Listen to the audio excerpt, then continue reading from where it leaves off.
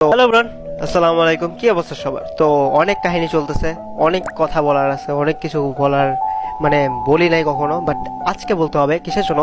চুপ করে থাকলে আর 2 থেকে 4 দিন পর আমরা শুনবো কি free fire world cup, free fire world series, এইগুলাও বাংলাদেশের কেউ না কেউ নিজের টাকা, পকেটের টাকা খরচ করে বাংলাদেশে নিয়ে আসছে। বুঝতে পারতেছো কিসের জন্য? চাপার উপরে কোনো মানে ট্যাক্স নাই, চাপা মারতে থাকে, চাপা মেরে কেউ চাঁদে চলে যায়, কেউ মহাকাশ পার হয়ে চলে যায়। তো দেখা যাক চাপার জন্য কথা বলতে চাই। তো প্রথম কথা যেটা বলি সেটা হলো হ্যাকার রিলেটেড ইস্যু নিয়ে। আর আরো একটা কথা যেটা বলি যে পার্টনার প্রোগ্রামে এই জিনিসটা নিয়ে আমি প্রথমে বলি। মোবাইল লেজেন্ডস থেকে আমি স্পন্সর পাইছি। মোবাইল লেজেন্ডস আমার অফার করছে, ফ্রি ফায়ার আমার যেটা প্রোভাইড করে তার থেকে বেশি। পাবজি থেকে অবশ্যই অফার পাইছি, পাবজি আমার অফার করছে যে ফ্রি ফায়ার থেকে যত পাই তার থেকে বেশি তারা আমার প্রোভাইড করবে পেমেন্ট হিসেবে। তো ভাই টাকা দিলে কোন গেম না ভালো লাগে? আমার কাছেও ভালো লাগে টাকা দিলে অন্য গেম, কিন্তু আমি চাই না।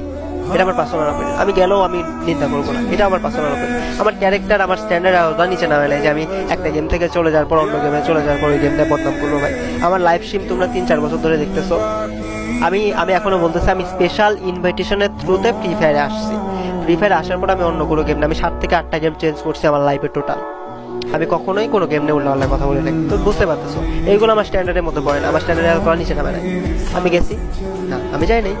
যাওয়া না যাওয়া, কোনো কমিউনিটিতে যাওয়া, কোনো গেমে না যাওয়া, কোনো গেমে স্কিপ করে না করে, এটা জাস্ট পার্সোনাল বিষয়। হইতে পারে আমি কালকে অন্য কোনো গেমে চলে যেতে পারি, হইতে পারে নাও যেতে পারি। তো it's up to me, right? কিন্তু আমি কি চলে গেলে গেমের ব্যাপারে খারাপ কথা বলবো না। আমি একটা কথা এখনো স্বীকার করি, সবসময় করে যাবো, যে ফ্রি ফায়ার এসে আমি যেটা পাইছি এটা আমি কল্পনার কখনো তো কখনো ভাবিনি। তো আলহামদুলিল্লাহ। তারপরে আরেকটা যে ওল্ড পার্টনার যারা ব্যাক আসতেছে, তারা এমনি ব্যাক আসতেছে, তারা পেমেন্টের জন্য ব্যাক আসছে।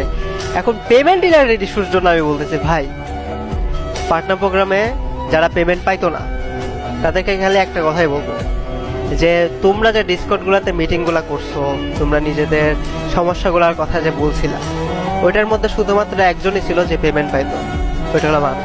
তারপরে ভিউজ, এঙ্গেজমেন্ট, কন্টেন্ট, এগুলো সব কিছুর উপর ডিপেন্ড করে মানে সুযোগ সুবিধা দেয়া, ইভেন্টের সুযোগ সুবিধা দেয়া, জাস্ট সাবস্ক্রাইবার নাম্বারসের উপর ভিত্তি না করে সুযোগ সুবিধা যাতে না দেওয়া হয়, যাতে ভিউজ এগুলোর উপর মানে ডিপেন্ড করে ইনভিটেশনগুলো দেওয়া হয়। এগুলার আইডিয়া কারা দিছে ভাই? আমি, ডন ভাই, আজিম ভাই, 3জন ওই গ্রুপটাতে আমরা দিচ্ছি। এখন গেরিনা কার কথা শুনে করছে না করছে ইটস আপ টু গেরিনা, বা নিজেদের বুদ্ধিতে করছে কি না করছে এটা আপ টু গেরিনা। বাট এটা ক্রেডিট নেওয়ার মতো কিছু না, এটা ক্রেডিট নিজের পার্সোনাল করার মতো কিছু না, বাট এটা অস্বীকার করার মতো কিছু না। কেউ অস্বীকার করতেও পারবে এটা চাইলে। কয়েকদিন যে ডিসকর্ডে মিটিং করলা,